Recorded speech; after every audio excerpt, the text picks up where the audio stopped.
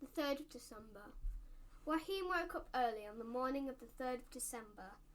The Donald Duck clock that hung above his desk said 7:15, so there was still half an hour to go until Mama and Papa's usual waking time. He remembered that he dreamt about something strange, but he was not quite sure what. It had been something to do with the angel Ethereal and the lamb. He pulled himself up in bed and peered at the magic advent calendar. At the top of the picture, several angels were floating down through the clouds in the sky. One of them was blowing a trumpet. That was to wake up all the sheep and shepherds, of course. Raheem imagined the angel on the right of the picture must be Ethereal. He was just as Raheem had thought Ethereal might look. He was smiling at Raheem, raising an arm as if he was trying to wave to him. The angel seemed clearer than yesterday. Raheem got to his feet on the bed and opened the door with the number 3 on it. He saw a tiny little picture of a vintage car. He had seen that kind of car once, when he went to the Technical Museum with Grandpa.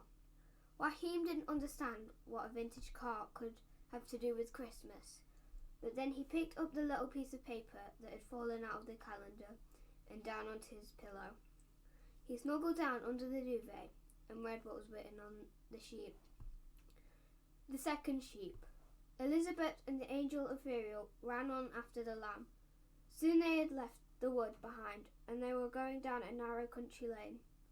In the distance, thick smoke was rising from some tall factory chimneys. "There's a town," said Elizabeth. "That's Holden," explained the angel. "We're quite close to Sweden." Suddenly, they heard a clatter right behind them. Elizabeth turned and saw an old car driving towards them.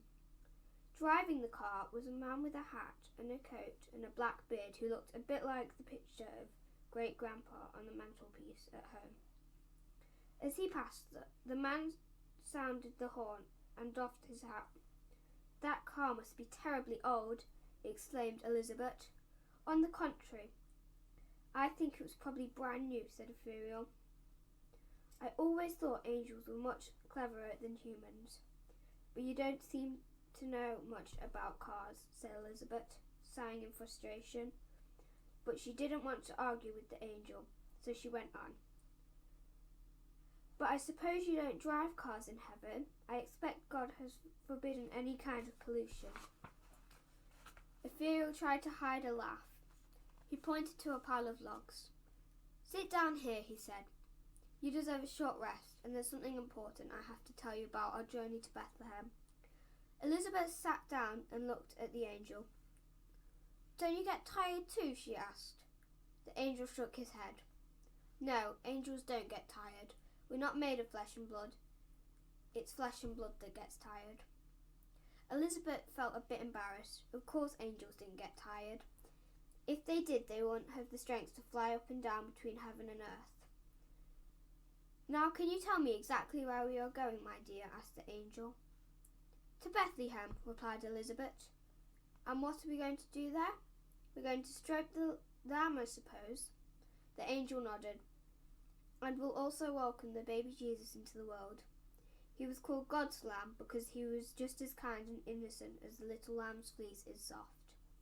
We have to travel 2,000 years backwards in time to the moment when Jesus was born." Elizabeth put her hand to her mouth. "But isn't it impossible to travel backwards in time?" she asked. "Not at all," said Ethereal. "Nothing is impossible for God, and I am here as God's messenger. We have a small part of the journey behind us already. Down there you see Halden, and we have arrived back at the beginning of the 20th century. Do you understand?" "I think so," said Elizabeth, "and that means the car wasn't old after all." "No, it may have been brand new. I'm sure you noticed how proud the driver was when he sounded his horn. Not many people owned cars then." Elizabeth simply sat and stared, and Ethereal continued. "Since you began running after the lamb, more than 50 years have gone by. We are running to Bethlehem through time, going downhill through history on a diagonal line. It's like running before the wind or rushing down a moving staircase." Elizabeth nodded. She wasn't sure she understood everything the angel was saying, but she knew how clever it all was. How do you know we're at the beginning of the 20th century? The angel raised his arm and pointed at a gold watch on his wrist, decorated with a row of shining pearls. On its face it said 1916. It's an angel watch, he explained. It isn't quite as accurate as other watches, but in heaven we're not too particular about all the hours and minutes. Why not? We have the whole eternity to see to, replied the angel. And anyway, we never have to catch a bus to get to work on time. Now Elizabeth understood why the church clock had only struck 3, even though it had been 6 or 7 o'clock when she ran from the shop, and why the snow had disappeared and it suddenly became summer. She had run backwards in time. You began running along the diagonal path as soon as you started chasing the lamb, continued the angel ethereal, and that's when the long journey through time and space began. Another car approached them from the opposite direction, leaving a cloud of dust and sand behind that made Elizabeth cough. When the dust cloud had settled, she pointed up at the road. There's our lamb again, but look, now there's a growing sheep as well. The angel nodded. Verily I say unto you, that sheep is going to Bethlehem too. With that they began to run. When Elizabeth and Ethereal had caught up with the lamb and the sheep, both of them bounded on as well. Lambkin, lambkin, coaxed Elizabeth, but the lamb and the sheep would not be coaxed into standing still. They were going to Bethlehem, They passed the outskirts of Haldon and paused for a moment to look down at all the people walking in the streets and the market. The ladies wearing long colourful cotton dresses and large hats in different colours. Several cars were spluttering along the streets, but there were horses and carriages as well. They left it behind them and soon they came to a frontier station. A large signboard announced, Frontier, Sweden. Elizabeth was brought up short. Do you think we'll be allowed to go into Sweden? The angel fluttered around her like an overgrown butterfly. They won't dare to stop a pilgrimage, he replied. Besides, it's only a few weeks since Norway had the same king as Sweden. May I look at your angel watch again? Ethereal stretched out his arm. The watch said 1905. Then they sped past the 2 frontier guards, the lamb and the sheep first, and Elizabeth and the angel, Ethereal just behind them. Halt! Shouted the frontier guards.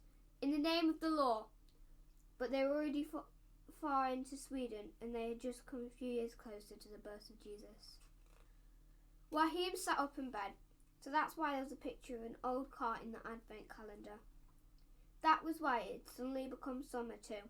Wahim made haste to lock the piece of paper with the story about Elizabeth and Ethereal into the secret box in case Mama or Papa came into the bedroom. Afterwards he sat for a long time, thinking over what he had read.